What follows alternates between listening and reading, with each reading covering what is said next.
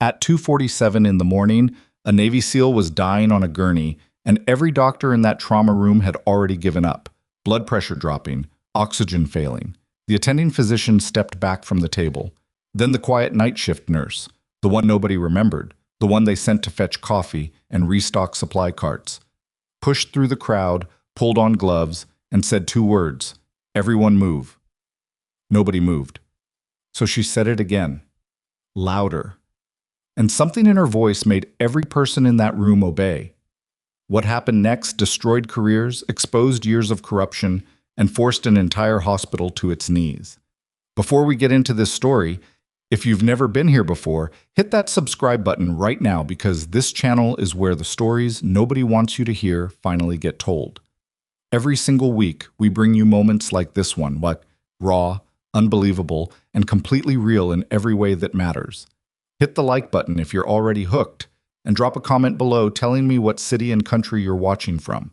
I want to see exactly how far this story travels. Now, let's go back to that trauma room.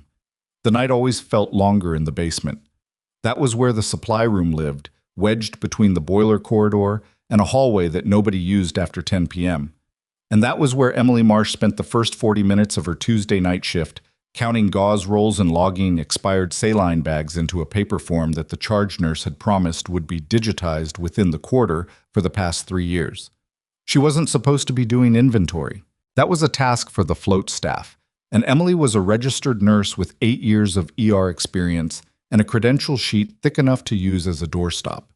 But at Hargrove Memorial Hospital in Cascade Falls, Oregon, the rules about who did what shifted depending on who was asking and who was being asked, and Emily had long since learned that arguing about it cost more energy than it was worth. She finished the count, sealed the form in a manila folder, and took the stairs back up to the second floor. The emergency department at Hargrove Memorial ran on controlled chaos most nights. The facility served a mid-sized city that had grown faster than its infrastructure over the past decade, which meant the ER absorbed everything: car accidents off the mountain highway, overdoses from the warehouse district, construction injuries, the occasional case that came in too far gone to do much about. It was real work. The kind of work that wore through good people if they weren't careful. Emily had been careful for 2 years now. Careful with her words, careful with her presence, careful about not taking up more space than she was assigned. It was a deliberate posture, and it had cost her something she didn't let herself think about too much. She came around the corner into the main bay and nearly walked into Denise Fowler. Denise was the night charge nurse, mid-40s, sharp features, the kind of permanent slight irritation on her face that suggested she had been professionally disappointed for so long it had become her resting expression. She was holding a tablet and pointing at something on the board with the pen she kept clipped to her left breast pocket at all times. Marsh. She didn't look up. Bed 7 needs a line redone. The resident blew this vein on the first attempt, and now the patient's asking for someone who actually knows what they're doing. So, she finally looked up. That's your assignment for the next hour. I just finished the inventory in sub-basement. I know, and now you're doing bed 7. Denise clicked her pen twice, a habit Emily had cataloged over the past 2 years as something Denise did when she expected pushback and was already prepared to ignore it. The Lintner consult is coming through at midnight, and I need Breck and Okafor free for that. Breck and Okafor were the 2 senior nurses Denise actually liked. They got the complicated cases, the high-profile admits, the procedures that ended up in notes that people read. Emily got the inventory, the re-sticks, the discharge paperwork that somehow always accumulated at the bottom of the assignment board with her name next to it. She didn't say any of that. She said, "I'll take care of it," and walked to bed 7. The patient was a 63-year-old man named Gerald, in for chest tightness, that had been cleared as musculoskeletal but still needed monitoring. He was frightened and annoyed in equal measure, which was a combination Emily had learned to work with. She talked to him while she prepped, not the scripted reassurance language from the patient communication module, but actual conversation, asking about the knee brace he was wearing, listening when he explained about the hiking injury from 2 summers ago. By the time she had the line placed and secured, he had stopped gripping the bed rail. "You're much better at this than the last one," he said. "He's learning," Emily said. "Everyone starts somewhere." She disposed of the materials, updated his chart, and went to see what else needed doing. That was the rhythm of her nights.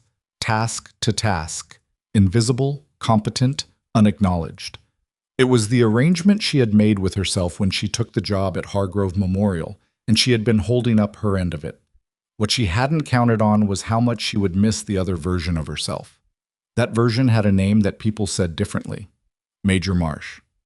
United States Army Medical Corps.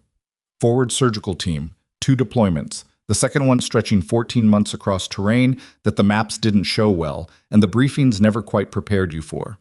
She had done things in that role that bore no resemblance to resticking a nervous patient in a Pacific Northwest ER, had managed hemorrhagic shock with supplies she'd partially improvised, had cracked a chest in a field condition that would have made the attendings at Hargrove stop breathing from sheer disbelief. She had left that behind deliberately. The reasons were hers, and she didn't spend a lot of time unpacking them on shift. But the muscle memory didn't leave. It sat in her hands, in her eyes, in the way she processed a room when she walked into it, cataloging exits, identifying critical points, reading the bodies in the beds with a speed and accuracy that was not standard nursing school curriculum. She was at the medication station at 11:40 when the overhead intercom clicked on, not the regular page tone. The other one, the double pulse sequence that Hargrove Memorial used for mass casualty alerts and critical incoming transports.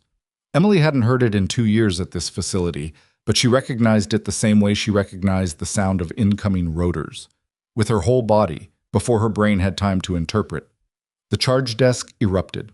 Denise was already on the phone, speaking in the clipped, elevated cadence that meant the information she was receiving was serious and not fully processed yet. Dr. Raymond Kessler, the attending on tonight, was crossing the floor toward her with his reading glasses still on, which meant he'd been pulled from a chart review. The resident who'd blown Gerald's vein earlier, a young man named Taft, with the particular expression of someone who was about to see something he'd never seen before, was standing frozen near the bay entrance. Emily moved to where she could hear. Classified transport, ETA 12 minutes. They're saying special operations, critical trauma, explosive injury pattern. We need the bay cleared and trauma team assembled. Denise hung up and raised her voice. Trauma activation. Everyone listen up. We have a military transport inbound. SOCOM personnel. Critical injuries. Breck, Okafor, Taft, Trauma Bay 1. I need respiratory on standby. Get me Kessler confirmed and someone call Dr. Villanueva at home right now. Emily was already calculating. Explosive injury pattern. That phrase carried specific implications. Blast overpressure effects, fragmentation wounds, tympanic damage, the possibility of penetrating trauma in locations that weren't immediately obvious, the high probability of injuries that looked manageable until they weren't. She had treated blast casualties. She knew the triage sequence that applied to them, and she knew the mistakes that people made when they hadn't. Marsh, Denise, appeared at her left shoulder. Take over monitoring on beds 3, 4, and 6. We're pulling everyone else for the trauma activation. I can scrub into the trauma bay. Denise looked at her with an expression that wasn't quite contempt. It was something more dismissive than that, something that assumed the answer before the question was asked. You're on monitoring. That's where I need you. Emily didn't argue. She moved to the monitoring station, but she positioned herself where she could see the trauma bay doors. The transport came in at 11:58 p.m., 2 minutes ahead of the ETA, which meant the crew had been pushing it. 4 people came through the bay doors, 2 of them in tactical gear, with the bearing of people who did not spend their professional lives in hospitals. One of them a flight medic still working, and one of them on the gurney. The man on the gurney was large, broad through the chest and shoulders, the kind of build that came from years of specific physical conditioning. And he was losing badly. His right side was packed with military hemostatic gauze that was saturated. His breathing had the labored, asymmetrical pattern that Emily identified before she fully registered that she was assessing him. Tension pneumothorax, right side. The lung was collapsing under trapped air pressure and the chest wall wasn't moving the way it was supposed to. She heard Kessler call out a set of vitals as the team transferred the patient. Heard Taft confirm the IV access the flight medic had started. Heard Breck requesting imaging. She watched Kessler move to assess the chest, and she watched him hesitate. It was a small hesitation, the kind that lasted less than 3 seconds. But Emily had worked enough trauma to know what that hesitation meant. It meant the picture in front of him didn't match the framework he was applying to it. and that the framework needed to be replaced immediately, or the patient was going to spiral past the point where intervention would matter. The monitor over the trauma bay began alarming. She was at the monitoring station, which meant she had a reason to be looking at that screen. She saw the numbers. She did the calculation that the numbers required. He had maybe 90 seconds before cardiac arrest. She was already moving before she fully decided to move. The trauma bay doors were not locked. She pushed through them. Marsh, Marsh, Denise's voice from somewhere behind her, startled, sharp. What are you? He's tensioning, Emily said. She was already at the bedside, already reading the chest movement up close, already certain. Right-sided tension, pneumo, you need to decompress now. The trachea is shifting. Look at the neck veins. Kessler looked at the neck veins. He was a capable physician. She had watched him work for 2 years, and she knew that about him. And she saw the moment he saw it. The distension, the midline deviation beginning, the picture assembling itself in front of him into what she had already named. She's right, he said, and his voice had changed register completely. Taft, 14 gauge, second intercostal, midclavicular. I can do it, Emily said. Kessler looked at her. I've done this before, she said. More than once. Let me help. He handed her the needle. What happened in the next 4 minutes was not smooth. It was not the kind of procedure that looked the way it did on training videos, clean and sequential and illuminated by perfect light. It was a man on a table losing ground and a team of people fighting the specific chaos that critical trauma produced in a room, and Emily was in the middle of it with her hands doing the thing her hands had been trained to do by 2 years in a forward surgical environment and a career that Hargrove Memorial's staffing system had never asked about. The rush of air when she decompressed the pleural space was audible. She heard someone behind her exhale. The monitor alarms changed pitch, the specific change that meant the numbers were coming back instead of continuing to fall. She stayed at the bedside while Kessler guided the next step, talking to the patient, talking to Taft, keeping the situational picture clear in the way that a trauma room needed it kept. The man on the table seemed broad-shouldered, fading, covered in blood and packing and field dressings, opened his eyes. He didn't look at Kessler. He didn't look at the monitor. He looked directly at Emily Marsh, and his focus was the particular unfractured focus of someone who had trained themselves to remain oriented under conditions that broke other people's concentration entirely. He looked at her for 3 seconds. Then he said, in a voice that was damaged by pain, but absolutely clear, Sergeant Marsh. The trauma room went quiet in a way that had nothing to do with any machine. Emily felt something move through her that she did not have an immediate name for. Not fear, not nostalgia exactly. Something more complicated and more physical than either. Something she had been successfully suppressing for 2 full years of night shifts and inventory forms and resticks. She recognized the man on the table, not from Hargrove Memorial, not from any of the carefully ordinary years she had spent building the quiet civilian life she thought she wanted. From before. From the version of herself that went by a different rank, answered to a different set of expectations, and had once kept this specific man alive under conditions that made a trauma bay feel like a controlled environment. The 2 tactical operators who had come in with the transport were standing at the bay doors now, and they were both very still, and they were both looking at Emily with expressions she knew how to read. I need this room running, Kessler said, his voice finding its authority again. We have a chest tube to place, and I want imaging in 3 minutes. Everyone focus. Emily focused. She put her hands back on the work because the work was what was in front of her, and the work was what she could do, and the work was what was needed. But the man on the table had said her name, the name from before, and the tactical operators had heard it, and Denise Fowler was standing at the trauma bay doors with a tablet hanging from one hand and an expression on her face that Emily could feel without turning around. Outside the bay, in the corridor that connected the ER to the main hospital building, Emily heard a sound she had not heard in 2 years. Boots. Military boots, moving fast, moving in the coordinated way that people moved when they were responding to something urgent and knew exactly what they were responding to. More than 2 pairs. A group. The night shift at Hargrove Memorial had just changed into something that nobody on this floor had prepared for. And Emily Marsh, who had spent 2 careful, deliberate years making herself invisible, was standing in the middle of the trauma bay with a needle in her hand and a dying Special Operations commander's eyes on her face, and there was not a single person in that room who was going to be able to pretend they hadn't seen exactly what they had just seen. The boots got louder. Emily heard them the way she heard most things in a crisis.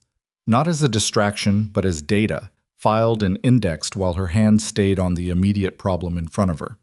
The chest tube placement took another 6 minutes, and they were not easy minutes. The patient, Commander, she corrected herself internally, because that was what the rank on the transport manifest had said, and because her brain had already begun reorganizing the situation according to the framework she'd spent 2 years trying to dismantle, had a secondary fragmentation wound along the lower right flank that the field dressings had partially controlled but not resolved, and his pressure kept wanting to drift in the wrong direction every time they adjusted his positioning. Kessler was good under pressure. She had always known that about him, even when she watched him from a distance, even when she was restocking supply carts and he was running codes. He adapted quickly once someone handed him the correct picture of what he was dealing with, and he didn't waste time on pride when the situation didn't allow for it. He called out orders in a steady sequence, pulled Taft in tight on the left side to manage the line, and used Emily without explaining why he was using her. Just referenced her position, incorporated her hands into the work, treated her as a functional part of the team in the way that good trauma physicians sometimes could when the situation stripped away everything except necessity. Nobody told Denise Fowler to leave the doorway.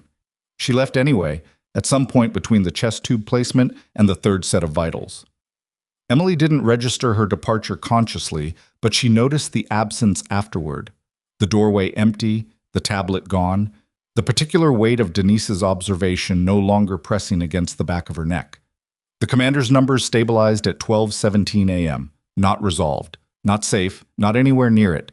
He needed a surgical consult and imaging and the kind of sustained critical care that Hargrove Memorial's limited overnight resources were going to struggle to provide without transfers and calls. But stabilized meant not actively dying, and not actively dying was what the last 40 minutes had been working toward. And Emily let herself register that fact for exactly the 2 seconds it took to strip her gloves and move to the next task. "Good work," Kessler said quietly, not looking up from the chart. It was 2 words, the minimum, the kind of thing he might say to any member of the team. But he said it. She nodded and went to wash her hands. The corridor outside the trauma bay had changed while she was inside it. 4 men stood near the nurses' station.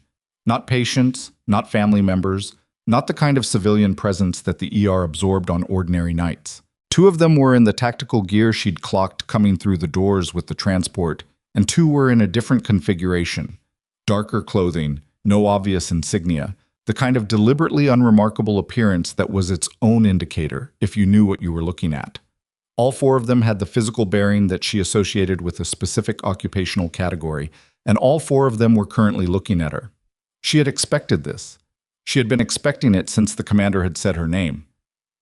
One of the 2 in tactical gear, tall, maybe 35, a scar along the left jaw that hadn't been there the last time she'd encountered anyone from this world, stepped toward her. Not aggressively. The way people moved in a hospital hallway when they wanted to talk without creating a scene. "You're Marsh," he said. Not a question. "I work here," she said, which was an answer and also wasn't. "Command wants a sit rep on the commander's condition. His physician is Dr. Kessler. He'll be doing the family and command notification." The man with the jaw scar looked at her for a moment. "Commander Reyes asked for you specifically. Before we loaded him on the transport, he said, 'If anything goes wrong, find Marsh.'" The name landed somewhere in her chest. Reyes. She had known his first name once, had used it in a context that belonged to a different chapter entirely, and now it was a chart entry in a critical transport and a stabilized set of vitals that were still too fragile to trust. "He's stable," she said. "He's going to need surgery and a transfer to a facility with the right capability. You should talk to Kessler about the timeline." The man with the jaw scar nodded, slowly, like he was processing something that went past the immediate answer. "He told us you were the best trauma nurse he'd ever worked with. Said that after the second deployment." Emily said nothing. "Said if he ever went down in a civilian area, you were the person he'd want in the room." "Then he was lucky," she said. "Excuse me." She went to the medication station because there was documentation to complete, and the documentation wasn't going to complete itself, and because she needed 30 seconds of not being looked at. She didn't get 30 seconds. Denise was waiting at the station, arms crossed, the tablet held against her chest like a shield or a weapon. Emily was not sure which. The two nurses at the neighboring station found urgent reasons to be somewhere else. "You want to tell me what that was?" Denise said. "The patient was tensioning. You walked into my trauma bay without authorization and performed an intervention without being assigned to it. The patient would have arrested. That is not your call to make." Denise's voice was level, which was worse than if it had been loud. "I assigned you to monitoring. You left your post. Whatever you did or didn't do in there, you violated protocol and you put this department at risk." Emily looked at her. "He's alive." "I'm aware of that." Then nothing, Marsh." Denise unfolded her arms and set the tablet down on the station counter with a careful, deliberate motion. "I have been accommodating about a lot of things with you. You don't talk about your background. You don't participate in team activities. You show up. You do your shifts. You keep to yourself, which is fine. I don't need everyone to be social. But tonight you bypassed my authority in a critical situation, and that is something I am required to document and report." Emily understood what documentation meant at Hargrove Memorial. In a situation like this one, it meant a formal incident report. It meant a review. It meant Dr. Marcus Delvain, the ER medical director, who had made his opinion of Emily Marsh clear over the past 2 years through the specific mechanism of never having an opinion of her at all, never acknowledging her in department meetings, never including her in case reviews, never once treating her as anything other than a body that filled a shift slot. Delvain's reviews had outcomes that were predictable and had been predictable since before Emily arrived at this facility. "Document it," Emily said. "That's your right." Denise picked up her tablet. "Go back to monitoring. We'll talk about this in the morning." Emily went back to monitoring. She watched the numbers on the screens and she did the job she had been assigned, and she did not think about the corridor outside the trauma bay, or the men standing in it, or the name that the commander had said with what remained of his conscious energy after 40 minutes of critical trauma. She did not let herself think about those things because she was on shift, and the shift required her attention, and she had made a practice, a disciplined, deliberate practice, of keeping the different parts of herself separated from each other. It was Okafor who came to find her at 2:15. Okafor was one of the senior nurses Denise favored, but he was not, in Emily's assessment, a bad person. He was a person operating within the institutional currents that shaped everyone who worked at Hargrove Memorial, and he had always treated Emily with the specific neutral courtesy of someone who didn't feel strongly enough about her either way to be unkind. He appeared at the monitoring station and said, quietly, so that the phrase didn't carry past the two of them, "There's someone asking for you in the family consultation room." "I'm on monitoring." "Denise sent me to cover monitoring. She said you should go." That was unexpected. She searched his face for the shape of what she was walking into. "Who is it?" "Military. 2 of them. They showed ID to the front desk." He paused. "They asked for you by name. Your full name." She followed him to the family consultation room, which was a beige rectangle off the main corridor that was supposed to provide privacy for difficult conversations, and mostly provided inadequate chairs and a box of tissues on the table. The 2 men inside were not the tactical personnel from the transport. They were in service dress, the formal uniform configuration that indicated an official capacity, not an operational one, and they both stood when she entered. The older of the 2 had the silver oak leaf of a lieutenant colonel on his collar. He was maybe 50, gray at the temples, with the specific economy of movement that she associated with people who had spent significant time in roles where efficiency was not optional. "Ms. Marsh," he said, "I'm Lieutenant Colonel Warren, Defense Health Agency Liaison. This is Captain Osei from SOCOM Medical Command. We apologize for the hour." "It's fine," she said. "What do you need?" Warren looked at her steadily. "Commander Reyes gave us your name about 4 hours before the incident. He called it a contingency note. Said if his team encountered a medical situation in this region, find Emily Marsh at Hargrove Memorial in Cascade Falls. He gave us your shift schedule." She absorbed that. Reyes had known where she was. Of course he had. She had never specifically hidden. "Commander Reyes is stable," she said. "Dr. Kessler can provide the medical brief." "We've spoken with Dr. Kessler." Warren folded his hands on the table in front of him. "We're here because of what you did tonight, Ms. Marsh, and because of some questions it raises about your current situation." "My situation is fine." You performed a needle decompression in a critical trauma case that the attending physician had not yet ordered. The patient survived. The flight medic who was on that transport has 19 years of experience, and he told our debriefer that he didn't catch the tension pneumo presentation as fast as you did. She said nothing. You also had an existing relationship with the patient, Warren continued. Commander Reyes confirmed that before we left his bedside. He was quite insistent about several things, actually, given that he'd just had a chest tube placed. That's his prerogative, Captain Osei spoke for the first time. He was younger than Warren, with a directness that didn't have the lieutenant colonel's particular diplomatic layering. Major Marsh, your separation from the Army Medical Corps was administrative, not disciplinary. Your record is significant. We're wondering why you're doing inventory in a basement. The word major sat in the air of the beige consultation room like something that had been set down after being carried a long distance. She looked at him. I separated. That was my choice. We know, Osei said. We're not here to challenge that. Then what are you here to do? Warren leaned forward slightly.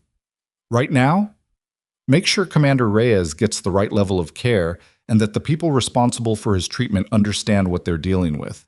But we're also here because it's 2:30 in the morning and there are apparently concerns about how tonight played out from a departmental standpoint. We received a courtesy call from the hospital administrator about 20 minutes ago. Emily went still. A nurse named Fowler filed an incident report, Warren continued. It's been flagged for review by the medical director.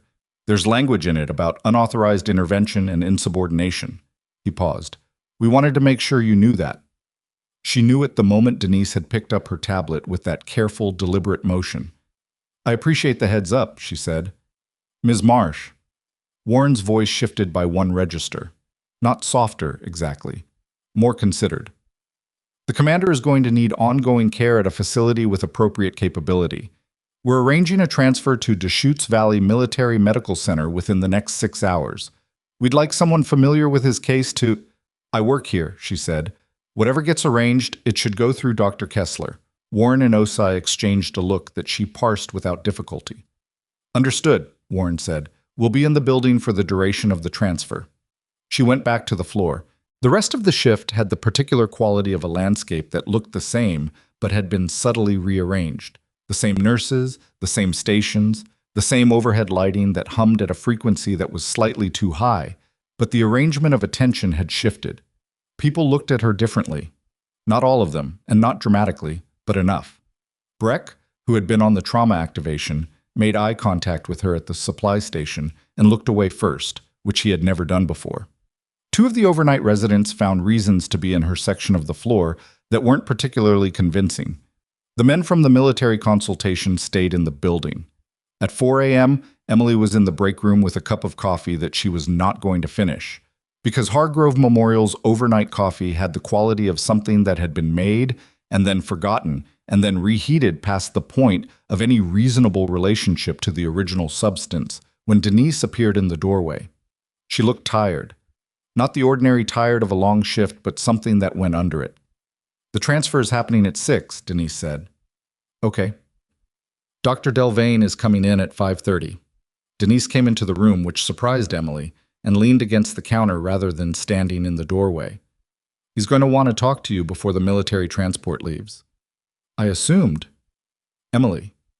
The use of her first name was unusual enough to mark itself. Denise looked at the counter rather than at her. I know things here have been complicated. I'm not unaware of that. Emily waited. The incident report is already filed. I can't unfile it. That's not how it works. I know. But Denise stopped, pressed her lips together, started again. Whatever your history is, and I clearly don't know it, what you did tonight, Kessler told me afterward. He told me what the situation was when you went into that bay. She was quiet for a moment. I'm going to add his statement to the record before Delvain reviews it. Emily looked at her. It was not the declaration of an ally, and Denise Fowler was not, and had never been an ally. But it was something that wasn't what Emily had been expecting, and she registered it accordingly. Thank you, she said. Denise pushed off from the counter. Delvain at 5:30. Be ready. She left. Emily finished the coffee she wasn't going to finish, because she needed the heat of it in her hands more than she needed to like the taste. And she looked at the wall of the break room and she thought about Reyes in the trauma bay and the decompression that her hands had performed without being asked, and the way the name he had used, Sergeant Marsh, and she had been a major before the end, the ranks were a long story, had rearranged the air in the room. She thought about Delvain at 5:30. She had been in meetings with Marcus Delvain twice. The first was her hiring interview, which he had attended for 11 minutes before leaving a physician in his 40s whose name she couldn't remember to complete it. The second was a department all-hands at which he had spoken for 40 minutes about institutional vision and patient outcomes and the standards that defined Hargrove Memorial's reputation, and during which she had watched him scan the room and find reasons to acknowledge physicians, senior nurses, administrators, anyone who looked like someone whose opinion registered as a data point, and pass over her so completely that she had developed a theory that he had simply never stored her face. Delvain's reviews had outcomes that were predictable. She knew that. What Delvain didn't know, what nobody at this facility had known until approximately 2 hours ago when a Navy commander said a name in a trauma bay, was what she was going to walk into that 5:30 conversation with. At 5:15, she was at the nurses' station completing her end-of-shift documentation when Lieutenant Colonel Warren appeared at the edge of the main floor. He wasn't crossing toward her. He was speaking on a phone, standing with his back partially to her, but he turned once and caught her eye with the brief, deliberate look of a person who had placed themselves in a particular location for a reason. The administrator's office light was on. She could see it from where she was sitting. The glass-walled administrative corridor that ran along the north side of the building, where the hospital's leadership kept offices that they inhabited at normal hours and occasionally in emergencies. At 5:15 in the morning, the administrator's office had no business being lit. She filed the last of her documentation and logged out of the system. The door to the charge station opened. Dr. Marcus Delvain walked through it wearing a sport jacket over a collared shirt, which meant he had dressed for an administrative confrontation rather than a clinical one. And behind him was someone Emily had not seen before. A woman in her 50s, business clothing, the specific composite expression of someone who was carrying institutional authority in both hands and was accustomed to the weight of it. Delvain scanned the floor, found Emily. "Ms. Marsh," he said, "my office, please." She stood. She gathered nothing because she had nothing to gather, and she walked toward Delvain's office with the unhurried pace of someone who understood where this was going and had already made a decision about how to meet it. The woman in business clothing followed them. Warren was no longer visible in the corridor, but Emily registered, without turning to verify, that he had moved, that he was somewhere he could see the administrative suite, and that the other 3 military personnel who had been in the building for the past several hours were not, she suspected, in the parking lot. The shift was ending. Something else was beginning. And Marcus Delvain, who had spent 2 years looking past Emily Marsh without ever registering what he was failing to see, was about to open his office door and find that the room he thought he was walking into was not the room that was actually there. Delvain's office smelled like old coffee and printer toner and the particular staleness of a room where the window hadn't been opened in months. It was a medium-sized office for a medical director at a facility this size, desk, 2 chairs facing it, a credenza along the wall with framed hospital achievement certificates, arranged in the specific configuration of someone who cared about how they appeared to people who looked at their walls. A whiteboard on the left side had department metrics written in red marker. Emily noted all of this in the 2 seconds it took her to cross from the door to the chair that Delvain gestured at without looking at her. He sat behind the desk. The woman in business clothing took a position to his left, not sitting, standing slightly behind him the way people stood when they wanted to signal that they were present in a supporting role and not the lead. Emily looked at her directly. "This is Mrs. Patricia Holloway," Delvain said. "She's our Patient Safety and Risk Management Director." Holloway gave a single, practiced nod. Her expression was the specific neutral of someone whose job required her to enter volatile rooms and not add to their volatility. "I've reviewed the incident report filed by Charge Nurse Fowler," Delvain said. He had a folder open on his desk that he didn't look at, which meant he had already read it, and the folder was there to establish that he had read it. "I've also spoken with Dr. Kessler." Emily waited. "Dr. Kessler's account differs from Nurse Fowler's in several details." Delvain said this without any particular inflection. "He indicates that your intervention was clinically sound and that the patient's outcome was improved by it. He also indicates that the situation developed rapidly and that the margin for error was narrow. That's accurate, Emily said. What is also accurate, Delvane continued, is that you left an assigned post, entered a restricted trauma activation without authorization, and performed a procedure outside your documented scope of practice at this facility. The procedure is within the scope of a registered nurse under emergency circumstances when a physician is present and the patient is in immediate danger. That is a legal and regulatory question that risk management will need to evaluate. He glanced at Holloway. Which is why Patricia is here. Holloway opened a portfolio she was holding. Miss Marsh, I need to ask you a few questions for the record. Is that all right? Emily nodded. Do you have any training or certifications beyond what's listed in your Hargrove Memorial personnel file? The question was professionally phrased, and it was also, Emily understood, the question that everything else was going to hinge on. Because her Hargrove Memorial personnel file was a document she had constructed carefully and honestly. Every civilian credential was listed, every RN certification, every continuing education hour. What the file did not contain was the 14 months in a forward surgical environment, the Army Medical Corps officer designation, the trauma specialization that had been developed in conditions that no civilian credential program replicated. She had not lied. She had simply not been asked. Yes, she said. Holloway's pen paused over her portfolio. Delvane looked up from the folder he hadn't been reading. Military, Emily said, U.S. Army Medical Corps. I separated 2 years ago. Holloway wrote something. Warren looked at Delvane. Dr. Delvane, I apologize for the interruption. I'm Lieutenant Colonel Warren, Defense Health Agency. We spoke briefly by phone at 4:40 this morning. Delvane stood reflexively, the way people stood when uniforms walked into rooms. Lieutenant Colonel. Yes. I wasn't aware you were still in the building. We've been coordinating Commander Reyes's transfer. Warren stepped into the office, leaving Osei and the other man in the doorway. He had a folder of his own, which he placed on Delvane's desk, with the deliberate motion of someone who had chosen the exact right moment to put something on a table. I understand there's an ongoing administrative matter involving Ms. Marsh. It's an internal review. I'm aware of what it is. Warren's tone didn't shift into anything aggressive. It was simply the tone of a person who had decided that politeness and clarity were not in conflict with each other. I'm also aware that what Ms. Marsh did tonight was consistent with the training and experience she received during 8 years of Army Medical Corps service, including 2 overseas deployments and a specialization in forward surgical trauma care. Delvane looked at Emily. She had not told him 8 years. She had said Army Medical Corps, and she had let the rest sit. I'd like you to look at the first page of that folder, Warren said.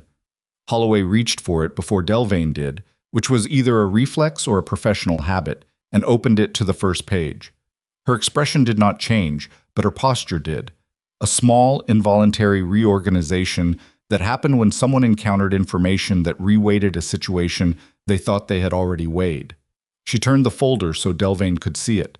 Emily didn't need to see it. She knew what was in it, or near enough. The Army kept records. The Army Medical Corps kept detailed records. And the Defense Health Agency, in the person of Lieutenant Colonel Warren, had apparently spent the hours between 2 a.m. and 5 a.m. pulling the relevant portions of them. Delvane read in silence for approximately 45 seconds. Then he looked up at Emily with the expression of a man who had just understood something that made the previous 2 years of his professional relationship with her look like a different movie than the one he thought he'd been watching. Why didn't you? He stopped. Your hiring materials asked for civilian credentials, she said. I listed them. The room was quiet for a moment. Warren said, Commander Reyes is being transferred at 0630. He's asked to speak with Miss Marsh before the transport, if she's available. He looked at Delvane. I'd like to make sure she's available. The sentence was shaped like a request and functioned like something else entirely. Delvane said, Of course. She was at Reyes's bedside at 5:53. He looked worse in the stabilized state than he had in the acute one, which was always the way of it. When the adrenaline dropped and the intervention settled and the body began the process of cataloging its own damage, the full extent of it became visible in the face and the skin tone and the specific quality of stillness that came from being still, because movement cost too much. He had an oxygen cannula and 2 lines and monitoring leads. and he was elevated slightly in the bed.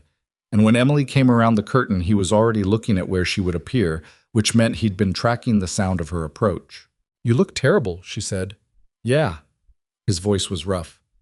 "Chest tube will do that." She checked his lines without being asked. It was not her patient assignment.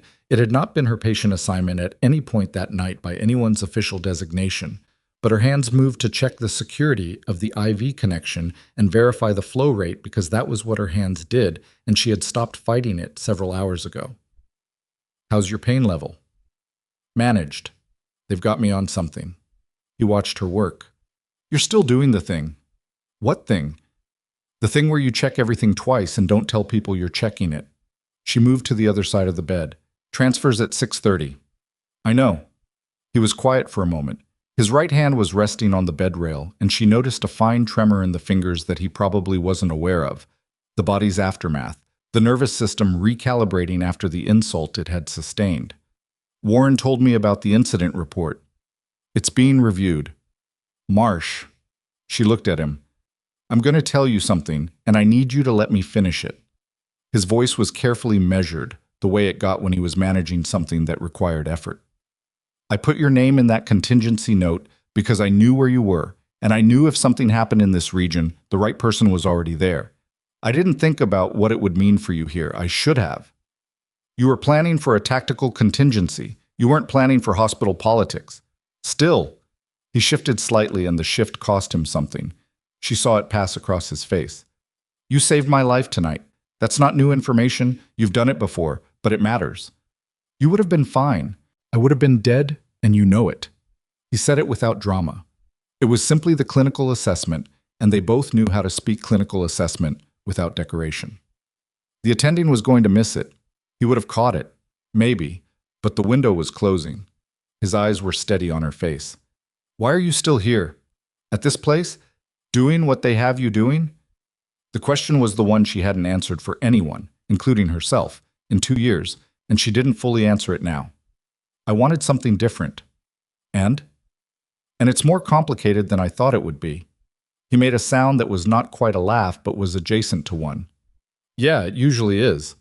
The monitor above his bed registered a small irregularity in his rhythm that resolved itself in 3 seconds, and both of them watched it resolve without commenting on it. "There are people who want to talk to you, after I'm transferred, about what happens next." "I know. Not just Warren, there are—" He paused, managed something that was costing him. "There are people at a different level who've been aware of your file for longer than tonight. This isn't— What happened here isn't happening in a vacuum." She didn't ask what that meant, because she had a reasonable working theory, and the 6:30 transfer was not the place to unpack it. "You need to rest before transport. Marsh, Reyes. Don't let them bury this." His voice had gone quieter, the effort of the conversation accumulating. "Don't let them file the incident report and close it and put you back on monitoring. You don't belong on monitoring." She looked at him for a moment. "Get some sleep." She left the bay. The sun was beginning at the edges of the sky when she came back into the main corridor. The specific gray-pink of early Pacific Northwest morning, visible through the east-facing windows of the second floor. The overnight shift was giving way to the day staff. People were arriving in street clothes, transitioning to scrubs, taking handoffs at stations. The normal machinery of the hospital reasserting itself over the abnormal night. Denise was at the charge station, nearly at the end of her shift, writing something in the physical log that she kept in parallel with the electronic record. She looked up when Emily came past. "Delvane wants you in the department meeting at 8, she said, "after the transfer." "Okay." He said it wasn't optional. "I heard you."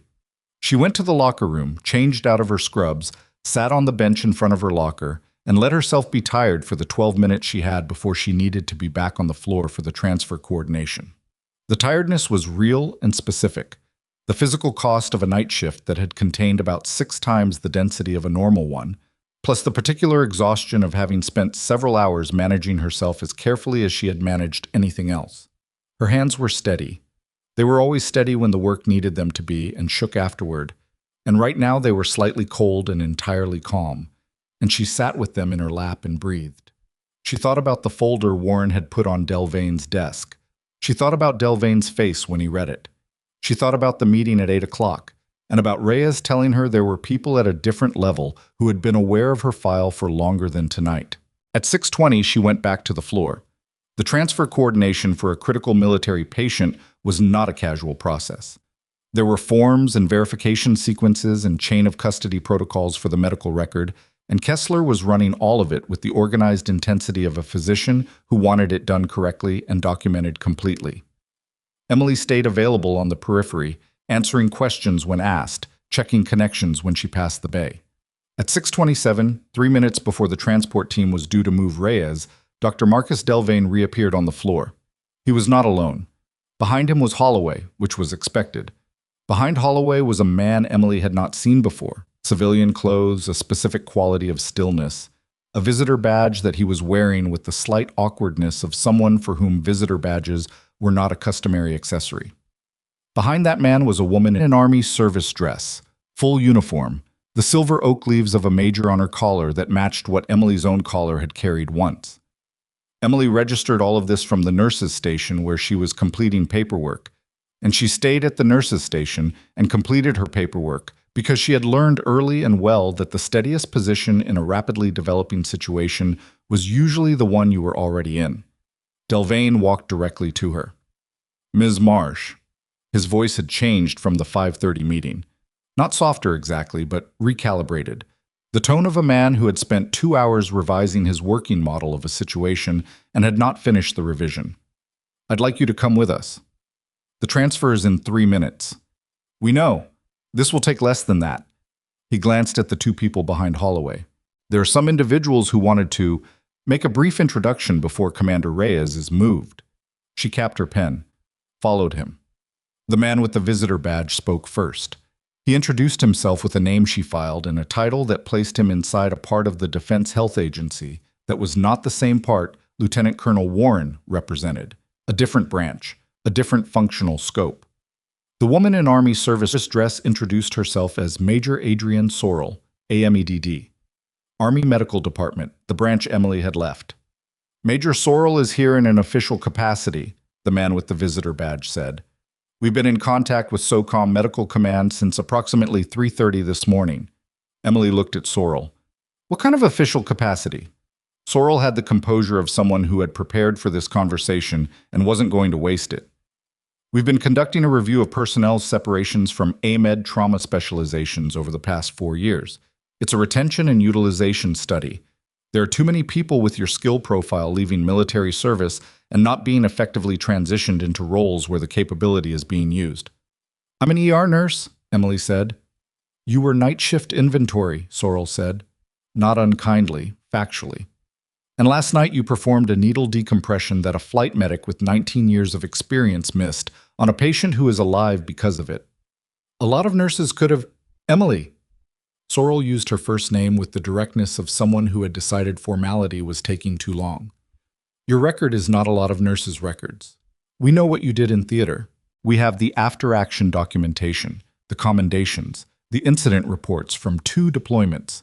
We know what you left, and we know what you walked into here, and we know what this hospital has been doing with someone who trained in conditions that most civilian trauma centers can't replicate."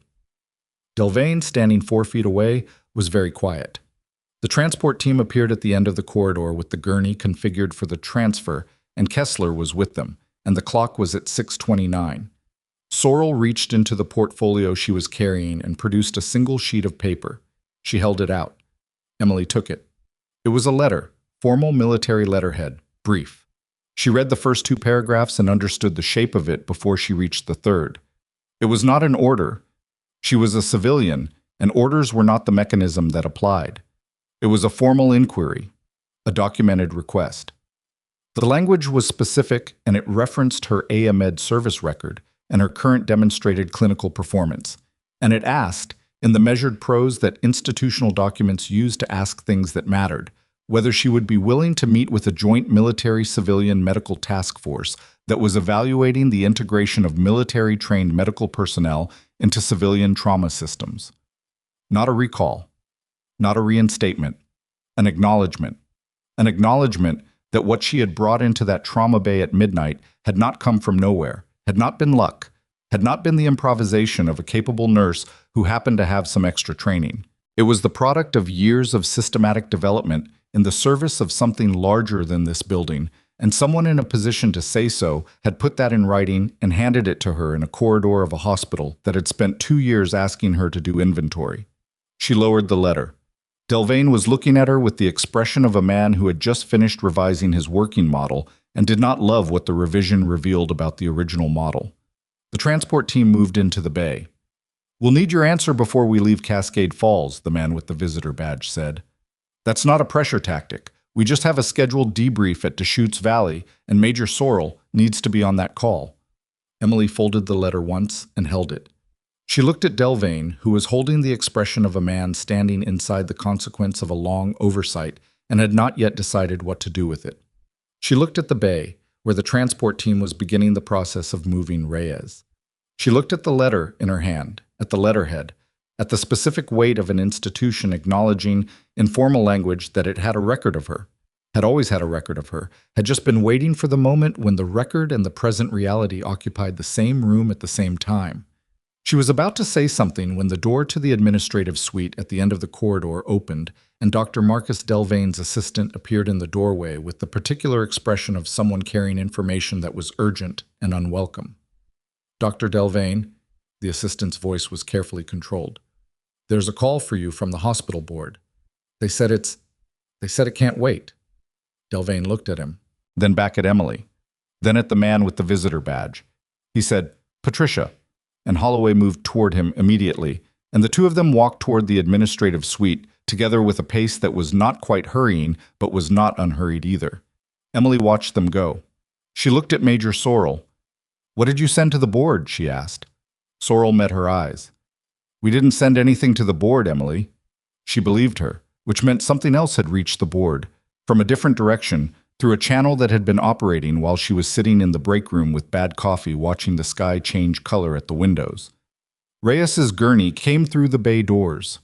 He was awake, monitoring leads still attached, the transport team moving with the precision of people who had done this particular job in difficult conditions and knew how to do it efficiently. He turned his head when the gurney came level with where Emily was standing. He didn't speak. He looked at the letter in her hand, and then he looked at her face, and something in his expression said he already knew what the letter was, had known it was coming, had possibly been part of the reason it came.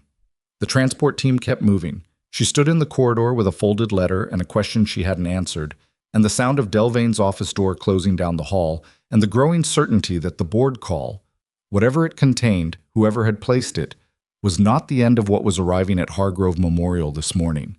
It was the beginning of it. The transport doors closed at 6:34. Emily watched the vehicle move through the ambulance bay and turn onto the access road, and she stood there for a moment after it was gone. Not because she was collecting herself, or at least not only that, but because the corridor behind her contained several people who were going to want things from her in the next few minutes, and she was using the time to decide what she was going to give them. The letter was still in her hand. She folded it again and put it in the pocket of her scrub jacket. Major Sorrell was waiting when she turned around. The man with the visitor badge, his name was Greer, she had filed it, was on his phone, speaking quietly, the conversation clearly not finished. 3 feet behind Sorrell stood one of the overnight tactical personnel, and Emily had the distinct impression that the tactical presence was not accidental, that these people had coordinated their positions in this corridor with the same deliberateness they applied to every other element of the morning. "The board call," Emily said to Sorrell. "Do you know what it is?" "I have a guess." Sorrell's composure was the kind that came from having been in rooms where composure was load-bearing. "Last night, before we came here, we ran through the incident report that Fowler filed. There were some irregularities in the way it was written. The characterization of events didn't match the technical record from the trauma bay monitors or the medication dispensing log. She wrote it from her position outside the bay. She wrote it in a way that omitted several things that the technical record shows clearly." Sorrell paused. "We flagged that to the Defense Health Agency's legal counsel at approximately 4 a.m. They have a standing liaison relationship with the hospital's accrediting body." Emily absorbed that. "You moved fast." Commander Reyes's survival was not a given when that transport landed.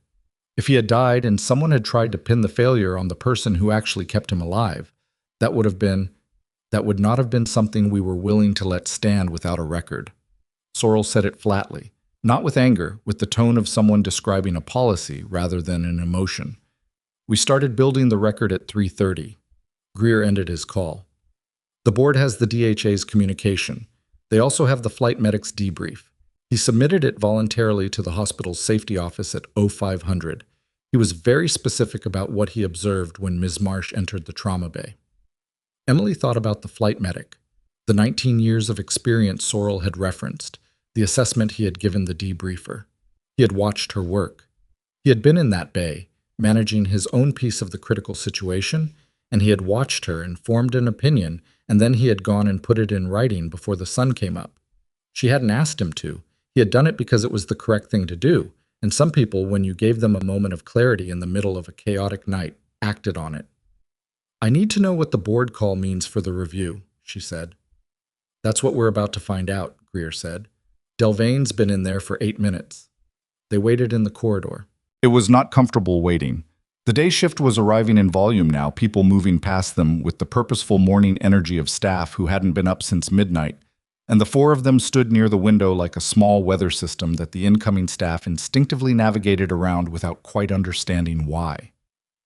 Denise Fowler came out of the nursing lounge at 6:47 in her coat, bag over one shoulder, the end-of-shift departure she would have been making regardless of how the night had gone.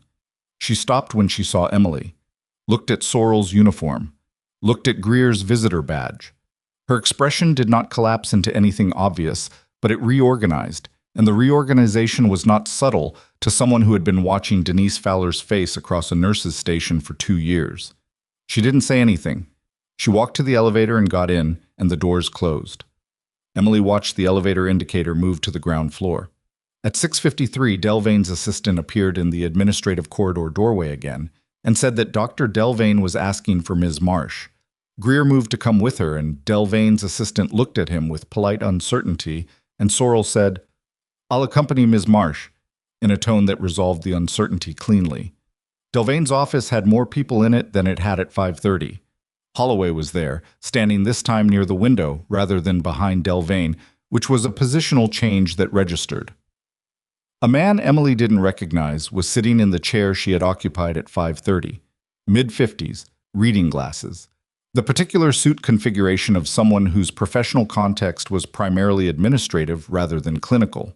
And at the far end of the credenza, leaning against it with his arms loosely crossed, was a man in a hospital administrator's badge that Emily had seen in the building twice in 2 years, always at a distance, always in the context of a tour or a visiting dignitary situation.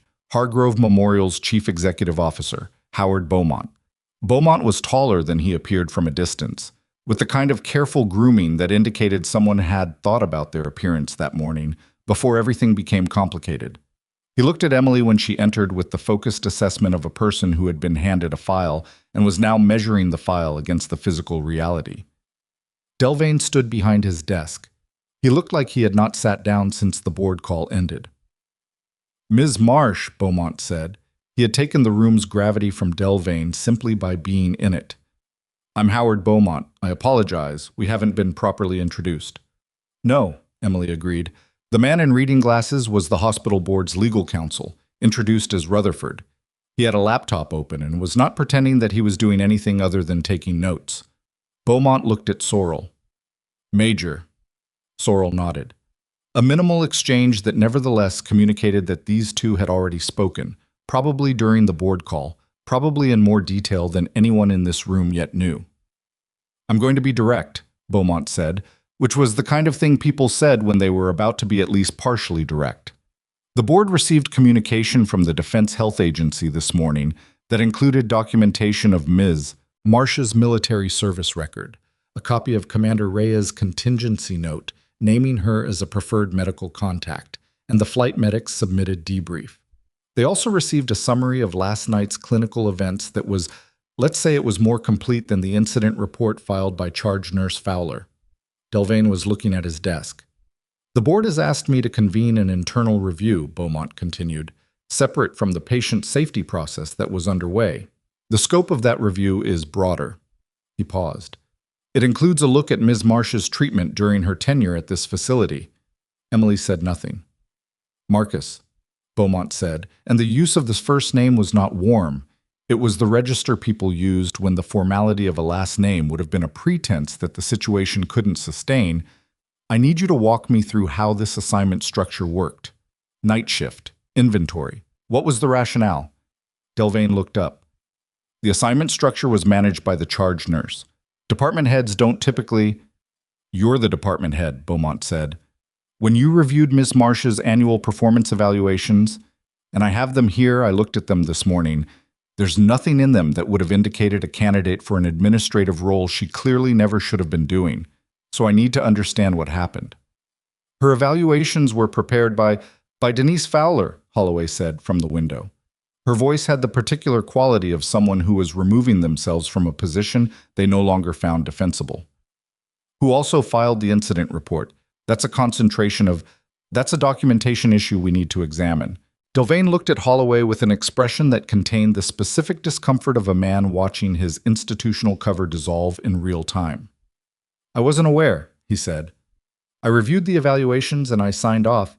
You signed 3 identical evaluations, Rutherford said, without looking up from his laptop. The language is nearly word for word across all 3 years. Adequate performance, limited leadership initiative, best suited to support role. He looked up. Do you recall writing any specific observations about Ms. Marsh for those evaluations? Delvain did not answer, which was its own answer. Emily watched this and felt something that wasn't satisfaction. Satisfaction was too clean for what it was. It was more like the exhaustion of having carried a weight for a long time and being allowed to set it down, mixed with the complicated texture of watching people reckon with things in real time that she had already reckoned with alone, at night, in a basement with a supply count form. Ms. Marsh, Beaumont said, I want to ask you directly. During your time at this facility, did you raise concerns about your assignment structure or your treatment to anyone in hospital leadership? No. Why not? She considered the answer. Because the people I would have raised concerns to were the people creating the conditions I would have been raising concerns about. The room was quiet. Rutherford typed. That's a systemic failure, Holloway said. She said it to the room rather than to anyone specifically, but her eyes moved briefly to Delvain when she said it, and they didn't carry apology in them. The conversation continued for another 22 minutes. Emily answered questions when they were directed at her, concisely, without editorializing. Sorrell spoke twice, once to clarify the DHA's communication, and once to describe, with clinical precision, what the military record indicated about Emily's trauma specialization and how it compared to the civilian credential framework that Hargrove Memorial had been using to categorize her. Each time Sorrell spoke, Rutherford typed without pause. At 7:34, Beaumont's phone buzzed. He looked at it, excused himself, and stepped into the corridor. He was gone for 4 minutes. When he came back, his expression had added a layer to whatever it had been carrying already. He looked at Delvain, then at Holloway, then at Emily. Denise Fowler has submitted a resignation effective immediately, he said. She emailed it to HR 6 minutes ago. Nobody spoke. She also attached a statement, Beaumont continued. He read from his phone. I am submitting this resignation in recognition that my actions in completing the incident report of November 14th did not fully represent the clinical record of that evening. I take responsibility for the characterizations that were included. He lowered his phone. That's the relevant portion. Emily thought about Denise in the locker room doorway at 4 a.m., saying she would add Kessler's statement to the record. Thought about the elevator doors closing at 6:47. Whatever Denise had calculated in those 47 minutes, she had calculated something, and the calculation had produced this. It was not absolution. It was not the full accounting of 2 years of assignments and performance evaluations that had been built on a foundation of what Denise had decided about Emily Marsh from a distance and never revisited. But it was a thing Denise had chosen to do before anyone formally compelled her to do it, and Emily filed that with the same neutrality she filed everything else. We're going to need to reopen the performance review cycle for Ms. Marsh's entire tenure, Rutherford said. All 3 years. Agreed, Beaumont said. Delvain had not spoken in 11 minutes. He was standing behind his desk with the posture of a man who had come into this room at 7 a.m., holding a very specific understanding of who had the authority and how it was distributed, and who had spent the subsequent hour watching that understanding get systematically disassembled by documentation that had existed the entire time. Marcus, Beaumont said, I'm going to ask you to step back from your oversight of the ER department during the review period. That's not a termination, that's a precautionary measure. Legal will talk to you about the specifics. Delvain nodded once. It was the nod of a person who had run the available options and found that this was not the worst of them. He picked up the folder from his desk, the one he had carried in at 5:30, the one that had turned out to be insufficient for the room he was actually in, and he walked to the door. He paused, didn't turn around. Dr. Kessler should be interim lead, he said. He's the right choice. Then he left. The room reorganized itself around his absence. Beaumont sat down for the first time in the chair that Rutherford had vacated and looked at Emily with the expression of a man who was doing the math on an institution's responsibility and finding the numbers uncomfortable. What do you need from us? He asked. The question surprised her more than anything else that had happened in the last 2 hours, because it was not the question she had been waiting for. She had been waiting for the question that institutional leaders asked when they were managing a situation, the one that was framed as concern, but was actually about liability positioning and narrative control. Beaumont's question was phrased like a genuine question. She wasn't sure she trusted it entirely, but she wasn't sure she didn't. An accurate record, she said. Whatever the review finds, I want it in my file. That's straightforward. What else? That's enough for now. He nodded. He looked like he wanted to say more. The specific expression of a person sitting with an institutional debt that couldn't be settled in one conversation, but he recognized the limits of the moment and didn't push past them. We'll be in touch about the review process and the timeline. She left the office. The floor was fully operational now, day staff running at volume. The particular controlled energy of a Tuesday morning in an ER that had processed a complicated night and reset. Kessler was at the charge station with a coffee cup and a tablet, and he looked up when Emily came through. How are you doing? He asked. Fine. That's not what I asked. She stopped, looked at him. He was watching her with the kind of attention that wasn't clinical, the kind that recognized a person rather than a patient. And it caught her slightly off balance because it had been a while since someone in this building had aimed that kind of attention at her without an institutional agenda behind it. I'm tired, she said. I've been on since 11. Go home. I'll cover whatever's outstanding. The reviews will still be happening tomorrow. He held her gaze. Go home, Marsh. She went to the locker room, changed back into her civilian clothes, sat on the bench for a moment, not the exhausted 12-minute interval from earlier, but something longer, something that had more in it. The letter from Major Sorrell was in her jacket pocket, and she took it out and read it again. The full thing this time, all 4 paragraphs, including the third one that she had only partially registered the first time. The third paragraph named the task force. It named 2 of its members.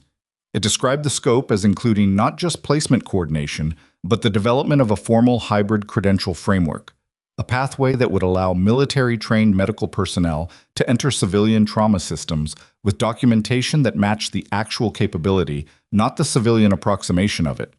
At the bottom was a direct line to Major Sorrell's office and a requested response window of 72 hours. Emily folded the letter and put it back in her pocket.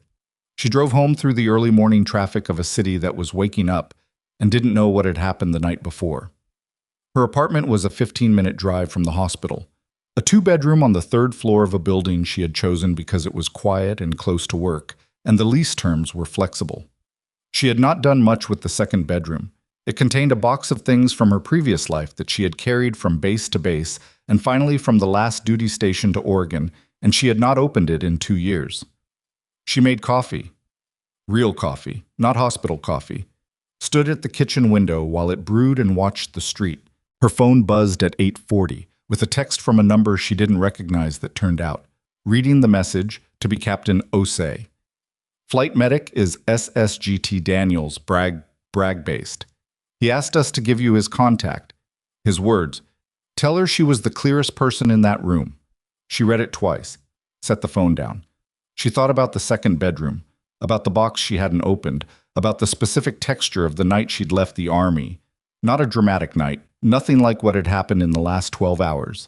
Just a quiet evening in a processing office at a base in Virginia where a clerk had taken her credentials and handed her a separation document and said, with the professionally kind tone of someone who said it many times a day, "Thank you for your service." She had driven away and not looked back. She had built the quiet civilian life deliberately and with purpose, and she had told herself it was what she wanted, and she had believed it for a while.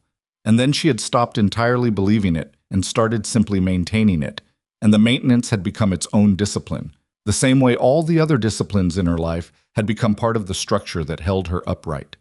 The coffee finished brewing. She poured a cup.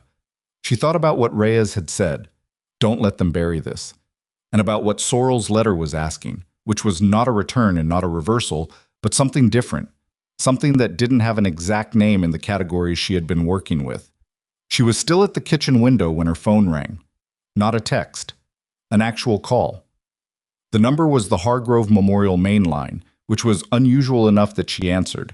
The voice on the other end was Rutherford, the board's legal counsel. His laptop typing composure was still present, but there was something under it. Not alarm exactly, but the register of a man who had encountered an additional complication and was managing his reaction to it carefully. "Ms. Marsh," he said, "I apologize for calling this early. We've been going through the administrative record from overnight as part of the preliminary review process." "Okay. We found something that I need to make you aware of." He paused. "The incident report that Nurse Fowler filed, we've been comparing it to the raw monitoring data from the trauma bay. There's a timestamp discrepancy." Emily set her coffee cup down. "What kind of discrepancy?" "The report was filed at 2:17 a.m. The bay's monitoring system shows the critical intervention, your intervention, occurring at 1:04 a.m. Standard protocol requires an incident report to be initiated within 30 minutes of the triggering event." She understood the implication before he said it.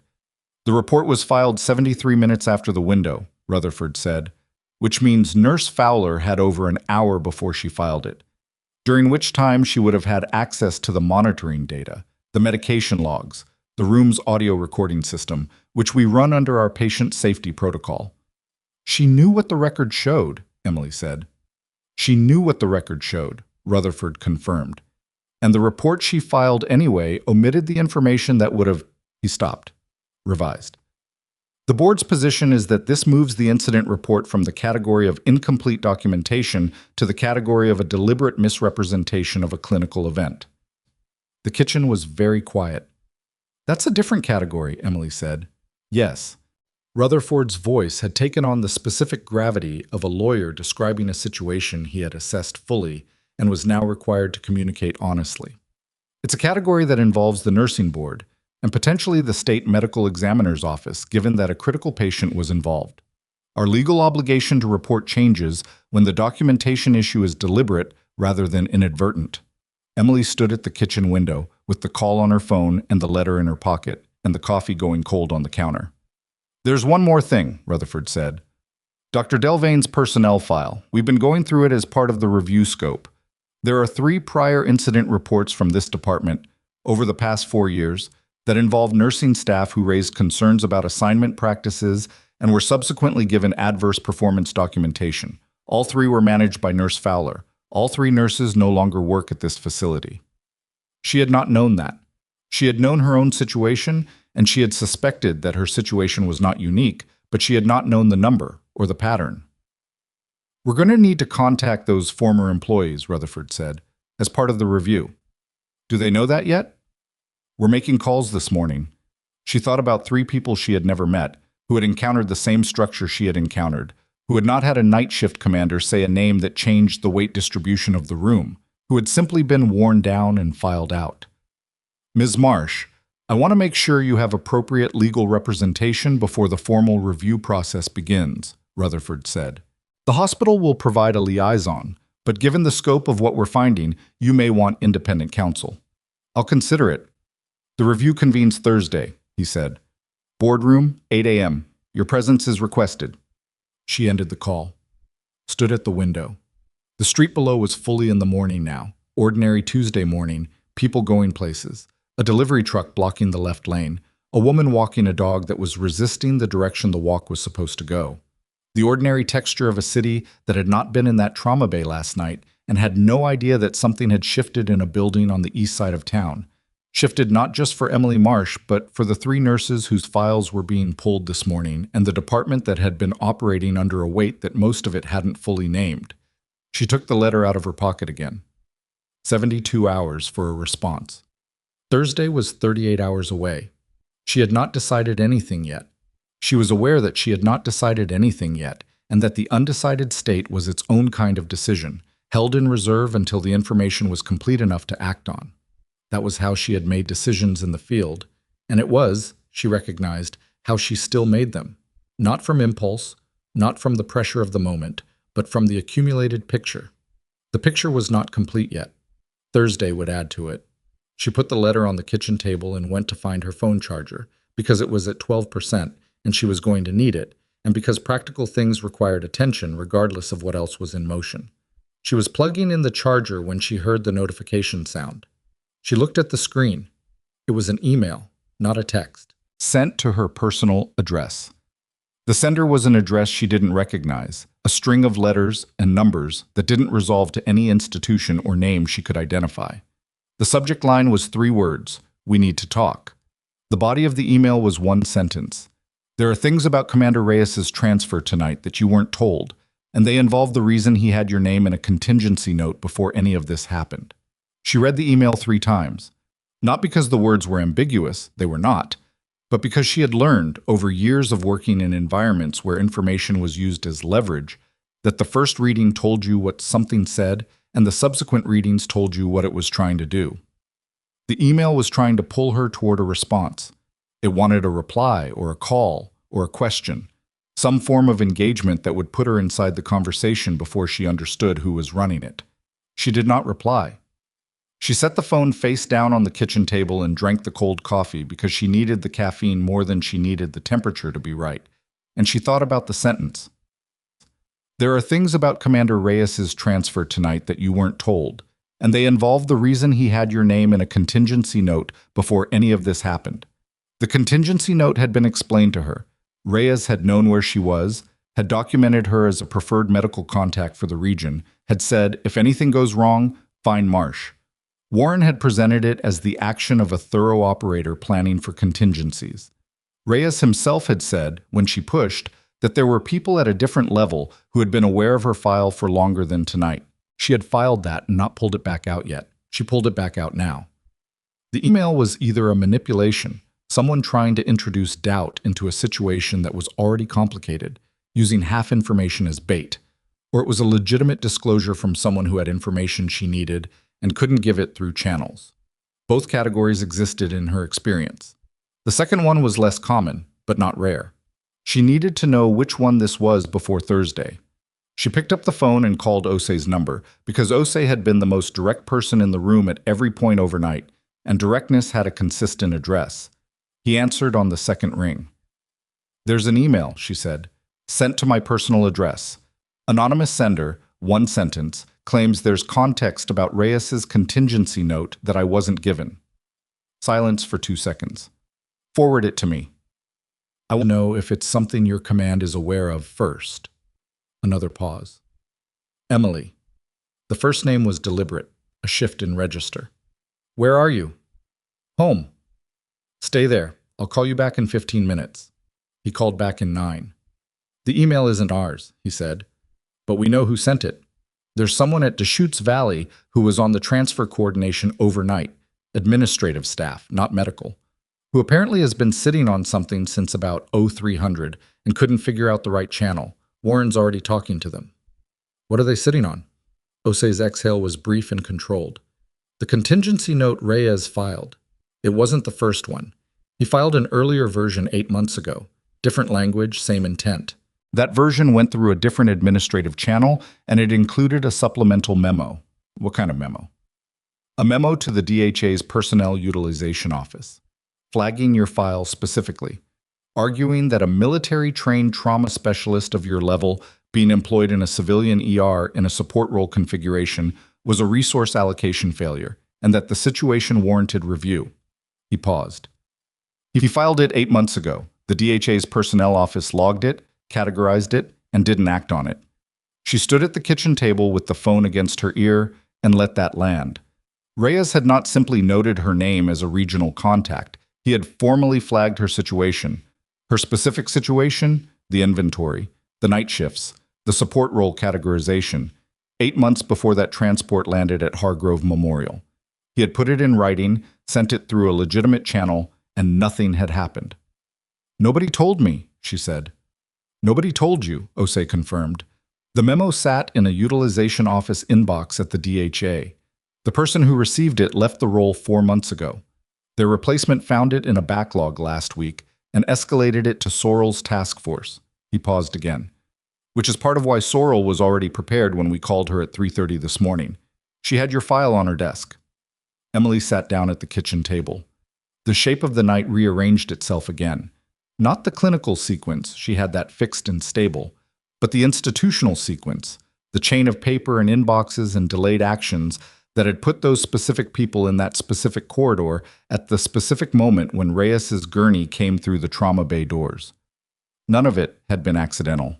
All of it had been slow, bureaucratic, imprecise in the way that institutional machinery was always imprecise, grinding in the right direction but without any guarantee of arriving before something broke. In this case, something had nearly broken in the worst possible way, and the grinding had gotten there by hours. Reyes knew the memo hadn't been acted on, she said. It wasn't a question, but Osei answered it. He knew. He followed up twice. That's why the contingency note language was specific. He was building a paper trail that would force the issue if something happened in this region, and he was involved. She thought about Reyes on the gurney, eyes open and oriented, saying, "I knew it was you," in the voice of someone who had prepared for the moment and was unsurprised to find himself inside it. He engineered it, she said, not the injury, but if he was going to go down anywhere, he wanted it to be somewhere the outcome would be documented. "I wouldn't say engineered," Osei said carefully, but he understood how institutional systems fail. He knew the memo was stuck. He knew the fastest way to unstick it was an undeniable real-world event. She absorbed that. The email was the Deschutes Valley admin? Yes, they wanted to tell you directly before the board review Thursday. They felt you deserved to know why the task force already had your file. She thanked him and ended the call. She sat at the kitchen table for a while. She thought about Reyes filing a memo 8 months ago in a building she had never visited on behalf of a situation she hadn't told him about, because he had tracked where she was and understood what she was being used as and decided that was wrong, not as a grand gesture. Reyes didn't do grand gestures. He was the least theatrical person she had worked with in a theater of operations, but as a practical act, a formal document, the thing you did when you identified a problem and had access to the relevant channel. The channel had failed him, and so he had built a secondary mechanism, the way any operator built secondary mechanisms for primary failures. And the secondary mechanism was a contingency note in a transfer file that put her name in the room when everything else converged. She thought about the 3 nurses Rutherford had mentioned, the ones who had gone through the same structure and not had a commander's contingency note to generate the pressure that changed the weight of the room. They had just been worn down and filed out, and nobody had sent an email about them. She thought about that for a long time. Then she went to the second bedroom and she opened the box. It wasn't dramatic. The box was a standard moving box, sealed with packing tape that had yellowed at the edges, and the contents were the accumulated residue of a career rather than a curated collection. Service records in manila folders, training certifications, photographs she hadn't looked at in 2 years, a challenge coin from the second deployment that she kept, meaning to put somewhere intentional, and had kept just leaving in the bottom of whatever container was holding everything else.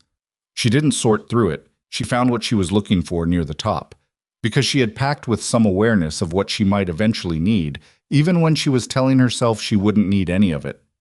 The folder with her MAD separation documents and her full service record summary. She put it on the kitchen table next to Sorrell's letter. She went to sleep.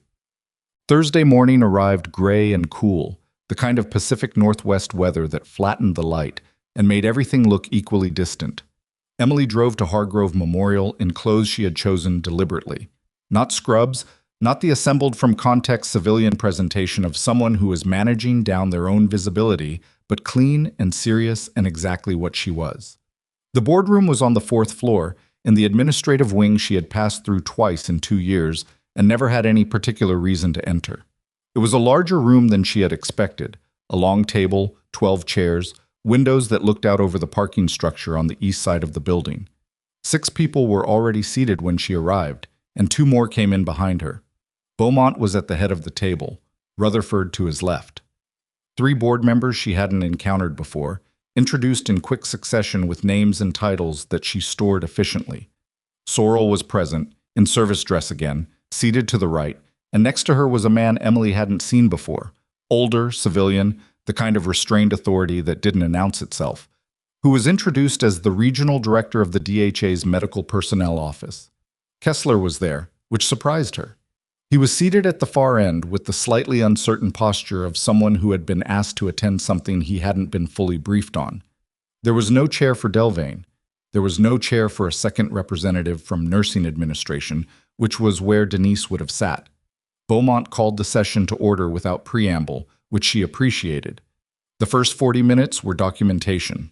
Rutherford walked through the administrative record, Emily's complete personnel file as reconstructed by the review process, which included the military service record that had been formally integrated into her Hargrove Memorial file as of Tuesday morning, the 3 prior nurses' incidents, which had been cross-referenced with their departure records, and which told a coherent and unpleasant story about how the charged nursing structure had operated, and the incident report from November 14th, with the timestamp discrepancy annotated in red. One of the board members, a woman in her 60s named Delgado, who had the focused attention of someone who reviewed documents for a living, asked 3 precise questions about the timestamp discrepancy, all of which Rutherford answered with the specificity of someone who had anticipated them. The answers were worse than the raw numbers, because they included the detail that the audio recording from the trauma bay, a standard patient safety measure, had been selectively exported before the incident report was filed, meaning that the version of the recording attached to Fowler's report was 11 minutes shorter than the bay's master log showed. The room was quiet when Rutherford finished that section. "The 11 minutes," Delgado said. "What's in them?" "Ms. Marsh's entry into the bay and the full sequence of the intervention," Rutherford said, including audio of Dr. Kessler's verbal confirmation that her clinical assessment was correct. Delgado wrote something on the notepad in front of her. The DHA regional director spoke next. He was not a dramatic speaker. He communicated with the efficiency of someone for whom time in a meeting represented a direct cost, and what he communicated in 11 minutes was the full picture of Reyes's memo, the utilization office failure, the task force review, and the formal position of the Defense Health Agency on the question of Emily Marsh's current employment situation. The position was stated once, without repetition. The DHA considered Emily Marsh's categorization at Hargrove Memorial to be a significant misallocation of a specialized medical resource, and the DHA was formally requesting that the hospital's board take corrective action. Beaumont looked at Emily. "Do you want to say anything before we move to the board's discussion?" She had thought about this, about what she wanted to say in a room full of people who were, most of them, encountering her for the first time and forming an impression that would be the basis for every subsequent interaction, about whether to be measured or direct or something in between. 3 things, she said. 1, Kessler should be confirmed as department lead. He did good work Tuesday night and he's been doing good work for 2 years. That's not about me, that's about the department. Kessler, at the far end of the table, looked at his hands. 2, the review of the 3 former nurses needs to result in something, not just a record correction. If their departures were the result of documented retaliation, that has implications for how this institution categorizes those separations. Delgado was writing again. 3. Emily paused, not for effect, but because the third one was the one that required the most precision. I'm not interested in a title or a position that's designed to manage the institution's discomfort with what happened. If there's a role here that's an actual match for what I can do, I'll consider it. If it's a gesture, I'd rather have the record corrected and go do something useful somewhere else. Beaumont looked at her for a moment. That's fair, he said. The board discussion took 50 minutes. Emily was present for the first 20, then asked to wait in a smaller room off the main corridor while the board deliberated on the portion that concerned her formal situation. She sat in a chair next to a window that looked at the same parking structure from a slightly different angle, and she was not anxious, exactly. Anxiety was the wrong word for what she carried, which was more like the heightened alertness of someone waiting for a situation to resolve that had been in motion for longer than the last 48 hours. Sorrel came in at the 15-minute mark and sat in the chair across from her. "They're arguing about job title," Sorrel said, "which means they've agreed on everything else." "What's everything else?" "Full record correction, retroactive to your hire date, formal institutional apology, which will be in writing and signed by Beaumont." Sorrel paused. "The 3 former nurses are being contacted today. The board's legal counsel is treating their cases as potential wrongful termination, which means the institution is going to reach out with settlement conversations." Emily thought about 3 people who had gone through what she had gone through and hadn't had the specific combination of factors that had made Tuesday night possible for her.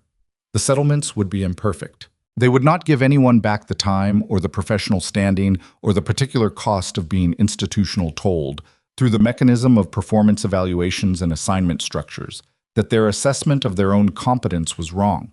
But they would be something, and something was what the institution owed. "Delvain," she said. "He's agreed to early retirement. The conditions aren't public, but the nursing board is receiving the full documentation on Fowler's conduct." Sorrel's voice was level. "Fowler's resigned, as you know. The nursing board inquiry is separate from her employment status, and it proceeds regardless.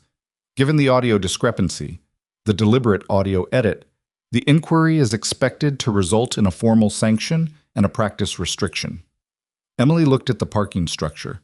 Denise Fowler had spent years building a system where she controlled who was visible and who wasn't, and she had operated it with enough institutional authority that no single piece of it had been legible as the full picture. The full picture had taken a critical military transport and a Defense Health Agency memo, and a flight medic's voluntary debrief, and a timestamp in a monitoring system to make visible all at once. And now the nursing board was going to make a finding, and Delvain was taking early retirement, and 3 former nurses were going to get phone calls today. It was not elegant. It was not the clean, proportionate accounting that the situation deserved in some theoretical version of institutional justice.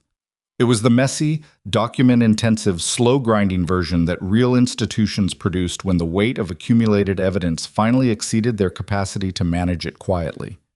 It was enough, not because it fixed everything. It didn't, and she knew that, and she was not interested in pretending otherwise, but because the record now existed, because the picture was documented, because the next person who encountered a similar structure at this facility or a facility adjacent to it was going to encounter a different institutional landscape than the one Emily Marsh had walked into 2 years ago, and that mattered in ways that were not measurable in a single Thursday morning board session, but were real.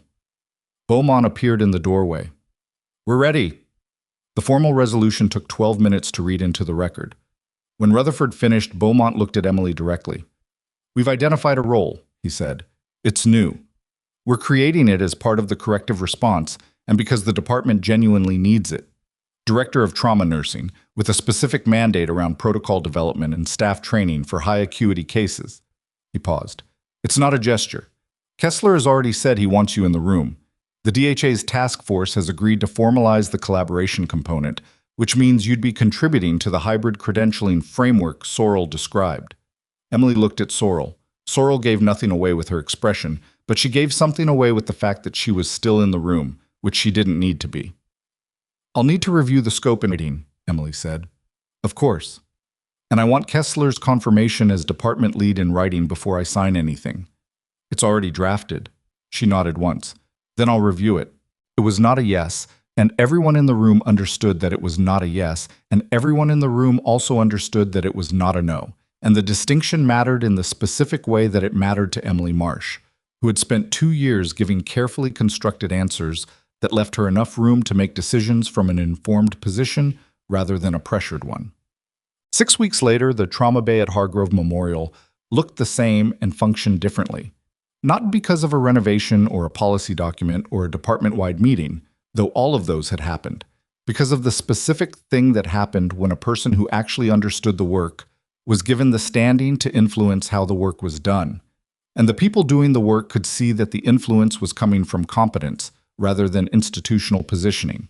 Emily had spent the first 2 weeks reviewing every protocol in the department against the clinical literature and the practical reality of what the ER saw on an average Tuesday night versus an exceptional one.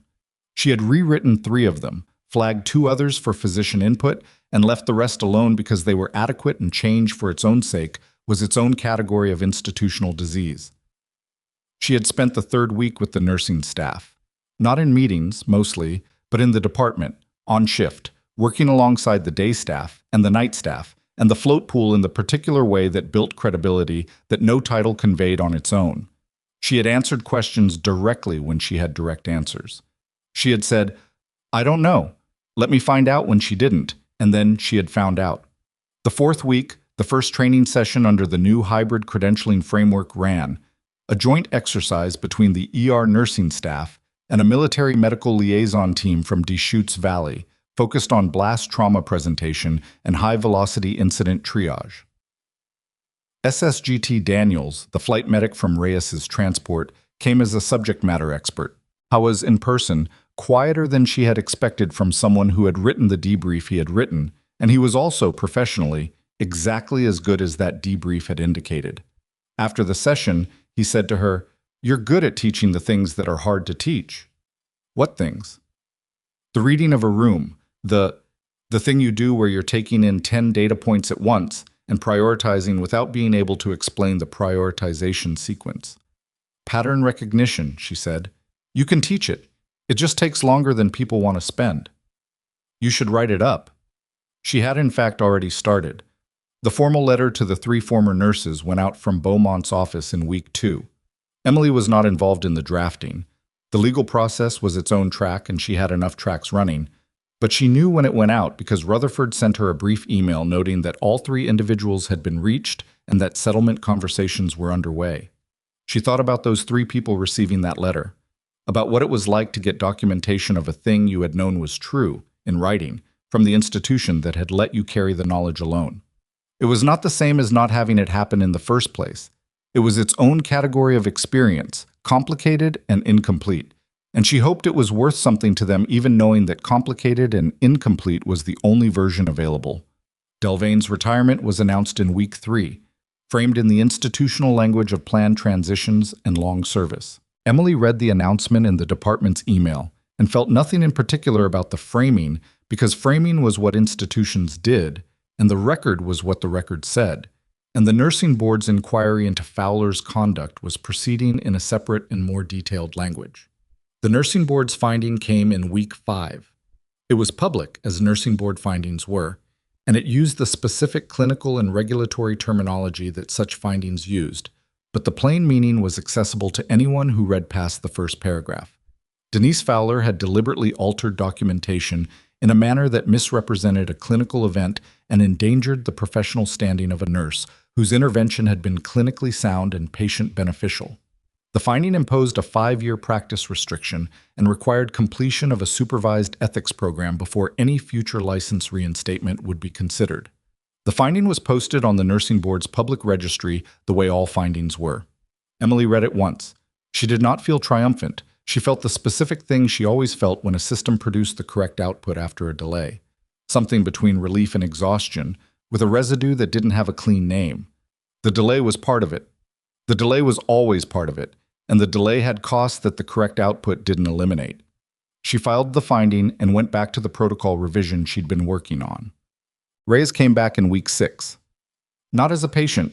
He was on outpatient recovery, mobile, and irritated about the mobility limitations that his surgical team had imposed, which he expressed by walking around the hospital with a slightly deliberate gait that he was clearly managing down into something that looked more casual than it was. He showed up in the trauma bay doorway on a Wednesday afternoon in civilian clothes, and Emily was at the nursing station reviewing an imaging order discrepancy with one of the day residents, and she looked up and he was there. She finished the review first. Then she walked over. "You look better than the last time I saw you," she said. "That is a very low bar," he said. She walked him to the consultation room, not because they needed privacy, but because the trauma bay was a working space, and she had opinions about people standing in working spaces for social purposes, a standard she applied to herself as consistently as anyone else. He sat down with the specific care of someone whose right side was still healing, and she didn't comment on it. "I heard about the board review," he said. "I know. Warren told you." "Warren tells me everything. It's his defining quality." He looked at her. "You took the role." I took the role. Good. She looked at him. You should have told me about the memo. 8 months ago, or whenever the follow-up failed. You should have reached out. I know. He said it without defense. I didn't want to. I thought if I told you, you'd tell me you were fine, and that would be the end of it. You weren't wrong. No. He was quiet for a moment. But it wasn't my call to make. I should have told you and let you decide. She accepted that. It was an honest accounting, and she didn't have the interest in managing his discomfort about it beyond that.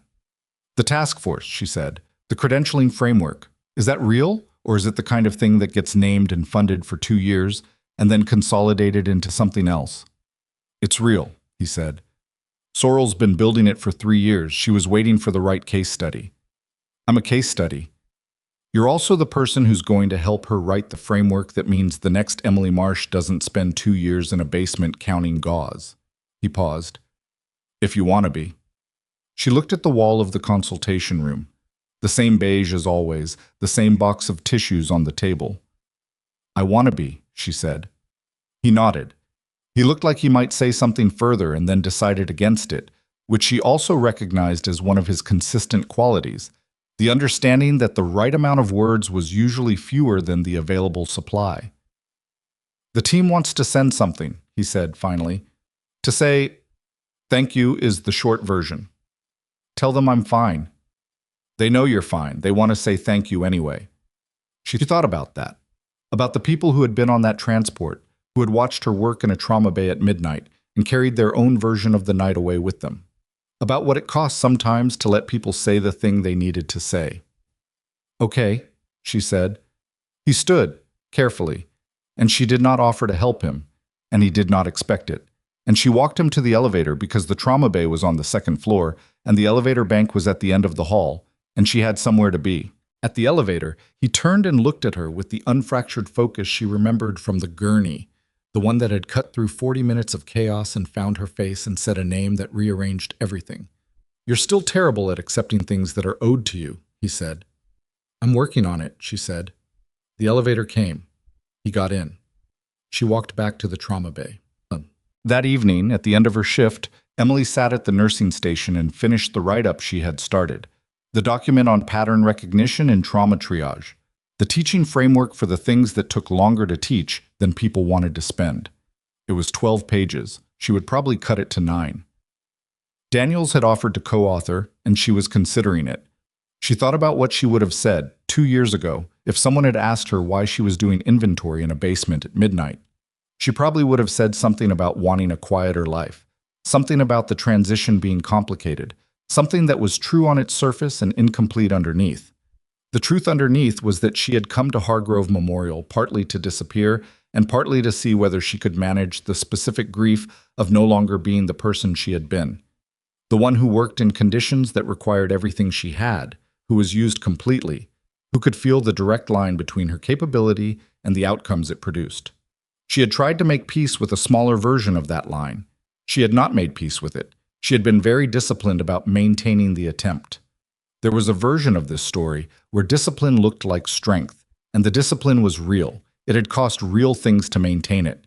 But discipline in the service of making yourself smaller was not the same as discipline in the service of something that mattered, and she had spent 2 years knowing the difference and pretending she didn't.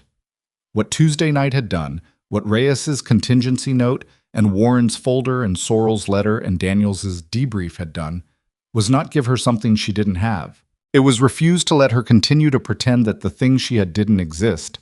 That was the thing about being underestimated that nobody told you. It required your cooperation. Not because you chose it, not because you thought it was correct, but because the alternative, insisting on being seen in an institution that had already decided what to see, cost more than most people could pay indefinitely. So you cooperated with the smallness, in the specific way that survival required, and you told yourself it was temporary, and then 2 years passed. The board review had not corrected that in a meeting. The formal resolution and the title and the protocol revisions had not corrected it. What had begun to correct it was simpler and less ceremonial, being in the right work, doing it at the right level, being used in the way that her capability was actually shaped to be used. She would still have bad days. She would make mistakes in the new role. She was already making them, small ones, calibration errors, as she learned the specific institution at a different level of detail than she had accessed from a monitoring station.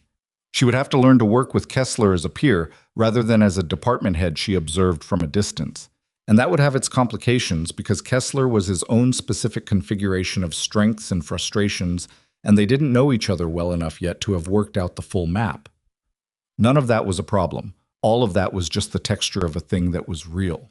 She saved the document, logged out of the system.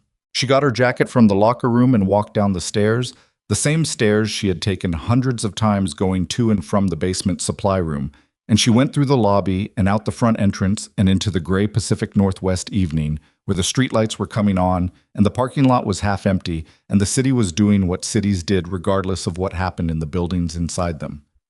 She stood there for a moment, not because she was overwhelmed, not because she needed to mark the moment with anything particular. Just because it was the end of a shift and the air was cold, and she had been inside under fluorescent light for 8 hours, and it was good to stand in actual air. She thought about the people who had never gotten the Tuesday night that rearranged things. The people who had been pressed down and stayed down because the mechanism that surfaced their situation never arrived. No contingency note, no flight medic with 19 years and a voluntary debrief, no timestamp discrepancy in a monitoring system. There were a lot of those people. The institution that had failed Emily Marsh was not unique. It was common in the specific way that invisible structures of institutional power were common, so normalized that the people operating within them often couldn't see the full architecture from where they stood. She couldn't fix that from a trauma bay director's office in Cascade Falls, Oregon. She knew that. But she could write a training framework that taught pattern recognition to the people who needed it. She could develop a credentialing pathway that gave the next military-trained nurse an accurate record from day one. She could be present in the department in a way that made it harder for invisible structures to operate invisibly, because presence was the thing that the structure depended on its targets not having. She could do the work and let the work be what it was, complicated, imperfect, never finished, never as clean as you wanted it to be. And she could stop cooperating with the smallness. That was what she had. That was what the whole long wreck of the last 2 years had produced finally, when enough pressure was applied from enough directions. She walked to her car. The drive home was 15 minutes, the same as always, through the city that had not been in that trauma bay and did not know that anything had shifted. But things had shifted, in the specific and unglamorous and thoroughly documented way that things shifted when the record finally told the truth, and Emily Marsh drove through the ordinary evening carrying the full weight of what she was.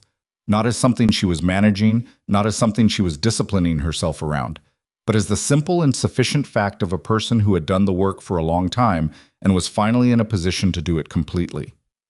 That was enough. More than enough. It was, it turned out, exactly what she had been carrying the whole time, waiting for the moment when the room stopped pretending it wasn't there. 6 weeks later, the trauma bay at Hargrove Memorial looked the same and functioned differently. Not because of a renovation or a policy document or a department-wide meeting, though all of those had happened. Because of the specific thing that happened when a person who actually understood the work was given the standing to influence how the work was done, and the people doing the work could see that the influence was coming from competence rather than institutional positioning. Emily had spent the first 2 weeks reviewing every protocol in the department against the clinical literature and the practical reality of what the ER saw on an average Tuesday night versus an exceptional one. She had rewritten 3 of them, flagged 2 others for physician input, and left the rest alone because they were adequate, and change for its own sake was its own category of institutional disease. She had spent the 3rd week with the nursing staff, not in meetings, mostly, but in the department, on shift, working alongside the day staff and the night staff, and the float pool in the particular way that built credibility that no title conveyed on its own.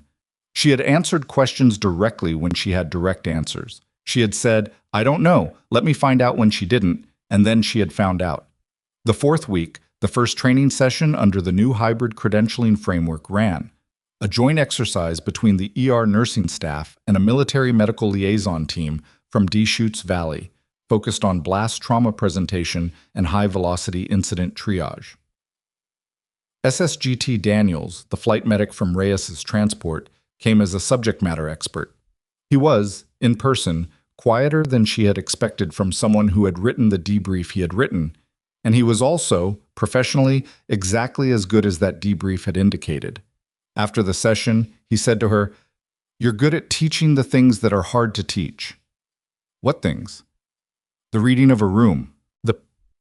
The thing you do where you're taking in 10 data points at once and prioritizing without being able to explain the prioritization sequence." "Pattern recognition," she said. "You can teach it.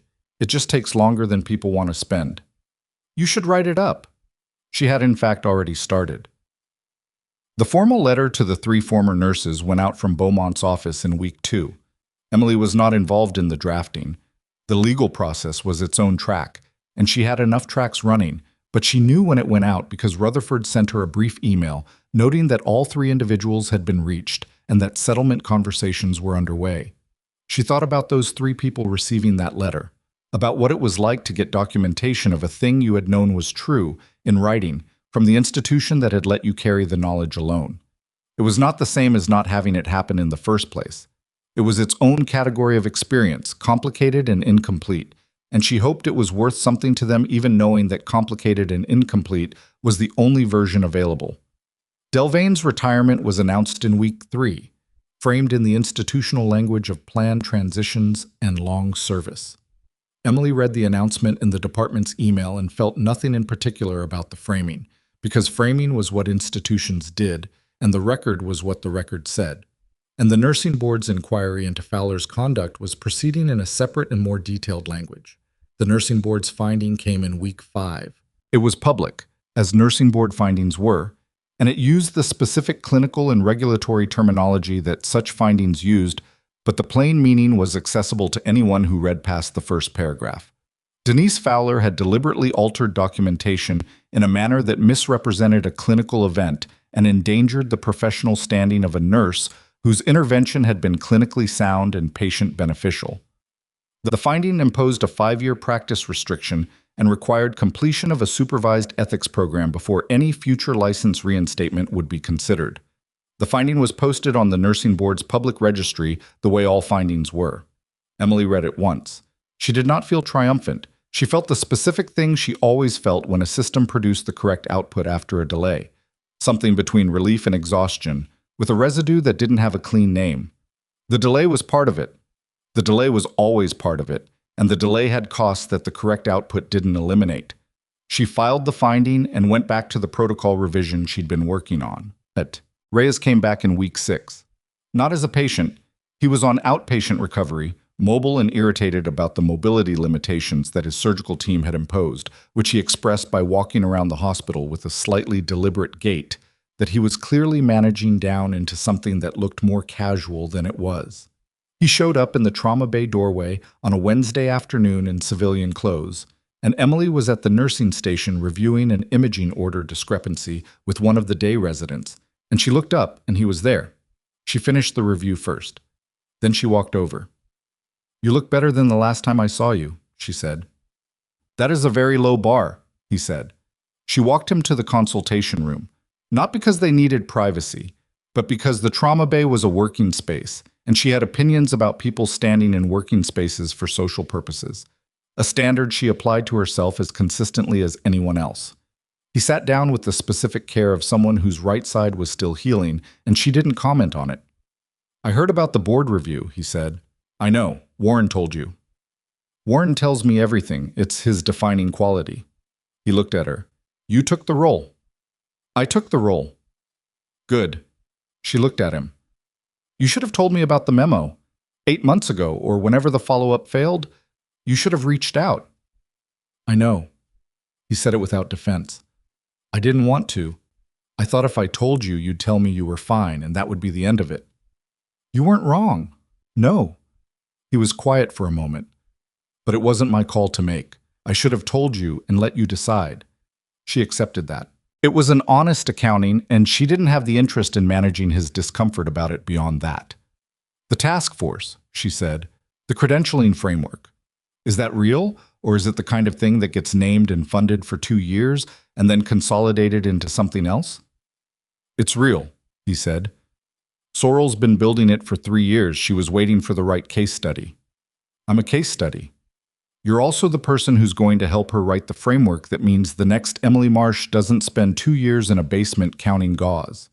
He paused. If you want to be. She looked at the wall of the consultation room. The same beige as always, the same box of tissues on the table. I want to be, she said. He nodded. He looked like he might say something further and then decided against it, which she also recognized as one of his consistent qualities, the understanding that the right amount of words was usually fewer than the available supply. The team wants to send something, he said finally. To say, thank you is the short version. Tell them I'm fine. They know you're fine. They want to say thank you anyway. She thought about that, about the people who had been on that transport, who had watched her work in a trauma bay at midnight and carried their own version of the night away with them, about what it cost sometimes to let people say the thing they needed to say. Okay, she said. He stood carefully, and she did not offer to help him, and he did not expect it, and she walked him to the elevator because the trauma bay was on the second floor and the elevator bank was at the end of the hall, and she had somewhere to be. At the elevator, he turned and looked at her with the unfractured focus she remembered from the gurney, the one that had cut through 40 minutes of chaos and found her face and said a name that rearranged everything. You're still terrible at accepting things that are owed to you, he said. I'm working on it, she said. The elevator came. He got in. She walked back to the trauma bay. That evening, at the end of her shift, Emily sat at the nursing station and finished the write-up she had started, the document on pattern recognition in trauma triage, the teaching framework for the things that took longer to teach than people wanted to spend. It was 12 pages. She would probably cut it to 9. Daniels had offered to co-author, and she was considering it. She thought about what she would have said 2 years ago if someone had asked her why she was doing inventory in a basement at midnight. She probably would have said something about wanting a quieter life, something about the transition being complicated, something that was true on its surface and incomplete underneath. The truth underneath was that she had come to Hargrove Memorial partly to disappear, and partly to see whether she could manage the specific grief of no longer being the person she had been, the one who worked in conditions that required everything she had, who was used completely, who could feel the direct line between her capability and the outcomes it produced. She had tried to make peace with a smaller version of that line. She had not made peace with it. She had been very disciplined about maintaining the attempt. There was a version of this story where discipline looked like strength, and the discipline was real. It had cost real things to maintain it. But discipline in the service of making yourself smaller was not the same as discipline in the service of something that mattered. And she had spent 2 years knowing the difference and pretending she didn't. What Tuesday night had done, what Reyes's contingency note and Warren's folder and Sorrell's letter and Daniels's debrief had done, was not give her something she didn't have. It was refuse to let her continue to pretend that the thing she had didn't exist. That was the thing about being underestimated that nobody told you. It required your cooperation. Not because you chose it, not because you thought it was correct, but because the alternative, insisting on being seen in an institution that had already decided what to see, cost more than most people could pay indefinitely. So you cooperated with the smallness, in the specific way that survival required, and you told yourself it was temporary, and then 2 years passed. The board review had not corrected that in a meeting. The formal resolution and the title and the protocol revisions had not corrected it. What had begun to correct it was simpler and less ceremonial, being in the right work, doing it at the right level, being used in the way that her capability was actually shaped to be used. She would still have bad days. She would make mistakes in the new role. She was already making them, small ones, calibration errors as she learned the specific institution at a different level of detail than she had accessed from a monitoring station. She would have to learn to work with Kessler as a peer, rather than as a department head she observed from a distance. And that would have its complications because Kessler was his own specific configuration of strengths and frustrations, and they didn't know each other well enough yet to have worked out the full map. None of that was a problem. All of that was just the texture of a thing that was real. She saved the document, logged out of the system.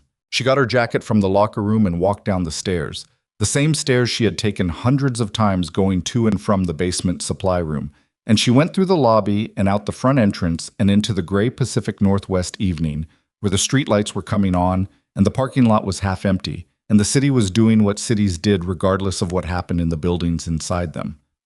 She stood there for a moment, not because she was overwhelmed, not because she needed to mark the moment with anything particular. Just because it was the end of a shift and the air was cold and she had been inside under fluorescent light for 8 hours, and it was good to stand in actual air. She thought about the people who had never gotten the Tuesday night that rearranged things. The people who had been pressed down and stayed down because the mechanism that surfaced their situation never arrived.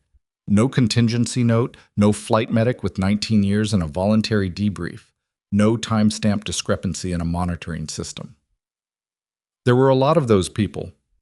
The institution that had failed Emily Marsh was not unique.